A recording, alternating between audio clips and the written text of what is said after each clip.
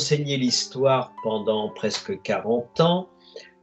Il se trouve que par hasard, j'ai utilisé la bande dessinée, j'ai vu que ça fonctionnait bien comme vecteur culturel il y a de cela une 50aine d'années, et j'ai commencé à construire des séquences autour, puis un petit peu plus tard à écrire des livres. Deuxième chose, j'ai eu l'occasion, étant donné que j'allais de ce fait aux Journées professionnelles d'Angoulême, de rencontrer Gilles Chaillet, avec lequel je suis devenu ami.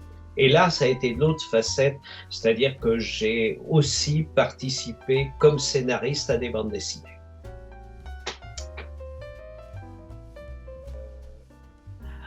Alors, le dernier ouvrage que j'ai écrit parle des représentations, ce qu'on appelle en histoire les représentations de la guerre d'Algérie dans la bande dessinée francophone depuis la guerre d'Algérie, c'est-à-dire depuis 54-62, tout particulièrement depuis 62, jusqu'à nos jours, jusqu'en 2022. 2021 pour être précis, puisqu'il fallait bien quand même, il est sorti au printemps 2022.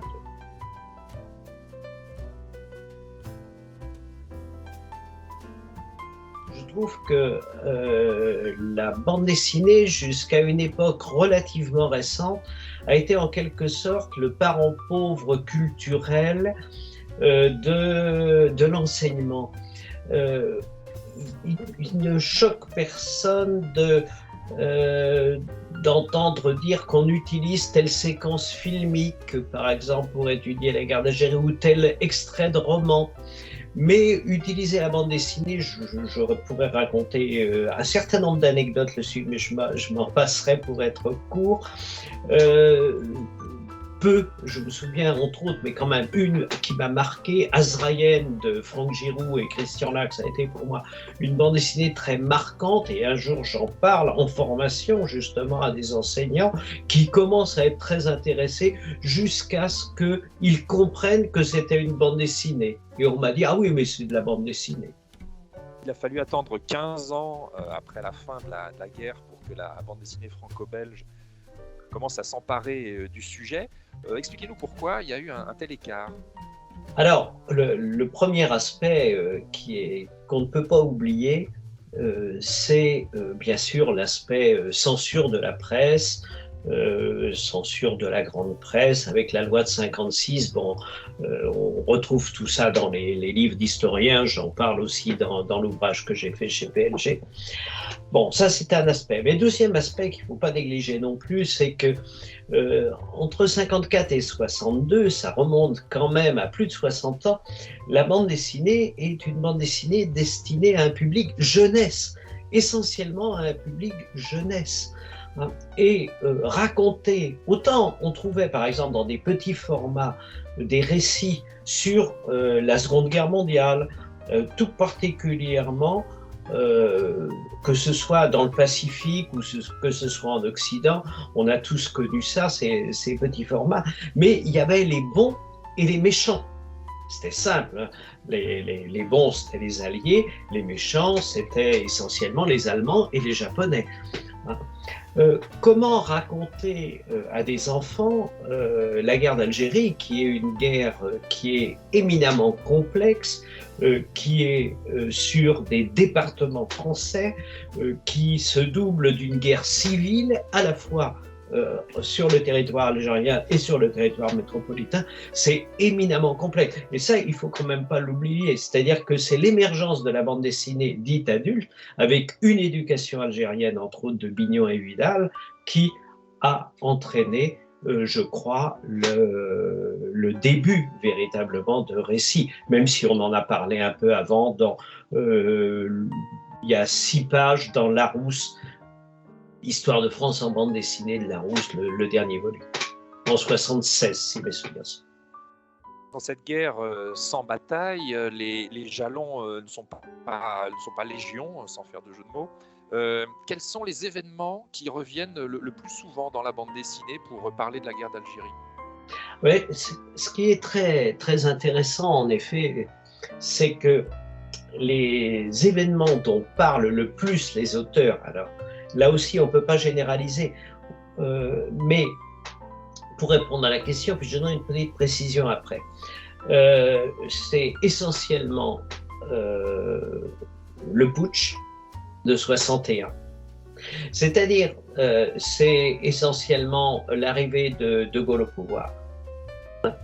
Voilà, par exemple, les deux événements vedettes, puisque à la fin de mon ouvrage, il y a une chronologie et avec des références pour permettre aux enseignants de trouver les ouvrages où on parle de tel et tel événement. Mais il est certain que, m'étant intéressé à la bande dessinée francophone, ce sont quand même, les auteurs sont très majoritairement, à 98%, on peut dire, puisqu'il y a plus de 100, sont des auteurs, disons, européens, des auteurs belges ou des auteurs franco-belges. Donc oui, alors la question posée m'amène à dire qu'en effet, il y a des époques à voir dans la publication. C'est-à-dire que, de même que la guerre d'Algérie n'est pas monolithique, les publications sur la guerre d'Algérie, c'est pas monolithique. C'est très intéressant de voir ce qui paraît en 1980 et ce qui paraît par exemple en 2022. Je pense que, pour prendre un exemple, Nicolas Juncker et François Bouck, un général des généraux, je vois mal l'ouvrage paraître en 1982. Alors justement, vous montrez bien dans votre ouvrage qu'il y a des périodes, que la présentation de la guerre d'Algérie a évolué au fil des années. Est-ce que vous pouvez nous détailler un peu cette évolution de la présentation de la guerre ? J'ai choisi comme charnière des moments qui me paraissaient intéressants et pour l'histoire de la bande dessinée et dans la vie politique française. Je n'en donnerai qu'un exemple pour pas qu'on soit trop long, mais prenons par exemple 2005. 2005 avec la loi où il y a ce fameux alinéa sur le rôle positif qui a entraîné, vous le savez, une réaction très vive du milieu des historiens. Et ça a relancé l'intérêt pour les phénomènes de colonisation, de décolonisation, et je crois en effet pour ce qui est de la guerre d'Algérie tout particulièrement. Et c'est d'ailleurs remarquable de constater que à partir de 2005-2006, le nombre d'ouvrages qui paraît devient nettement plus important que pendant la période 80. Enfin, je ne parle même pas de la période 62, on l'a évoqué, 62-82, où il n'y a pratiquement rien, et même la période 82-2000. Et c'est d'ailleurs à partir de ce moment-là où un auteur essentiel comme Jacques Ferrandez se relance dans le second cycle de ses carnets d'Orient. C'est pas quand même un hasard, à mon avis. C'est parce qu'il se sent prêt à affronter, si j'ose dire, la guerre d'Algérie, et parce que la guerre d'Algérie est revenue sur le devant de la scène politico-historique et de ce fait intéressait sans doute aussi davantage les éditeurs. Alors parler de la guerre d'Algérie, c'est encore aujourd'hui un peu compliqué, c'est pas si facile que ça. Est-ce que vous avez pu aborder toutes les facettes de la guerre ? Et évidemment, on pense par exemple à l'usage de la torture. Est-ce que vous avez pu parler de tout ? Oui, très objectivement, j'ai pu parler de tout. Alors, il est évident, sans entrer dans les détails, que les éditeurs ne se sont pas rués sur mon ouvrage quand on a pu le proposer. Et c'est pour ça que un éditeur comme PLG avec Philippe Morin, lui, n'a posé aucun problème et a accepté immédiatement le projet sans jamais qu'il y ait la moindre notion de censure.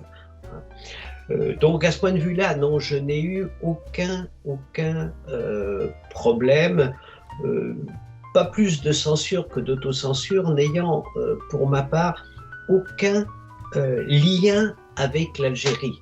Je n'ai pas fait la guerre d'Algérie, je n'ai pas eu dans ma famille de personnes ayant fait la guerre d'Algérie.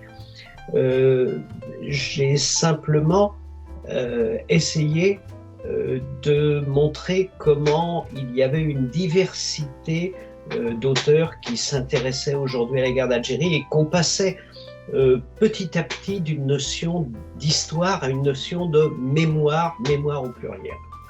Pour conclure, que retenez-vous à titre personnel de l'écriture de ce livre? Une écriture difficile, parce que en effet le sujet n'est pas un sujet apaisé, parce que sans aucune censure,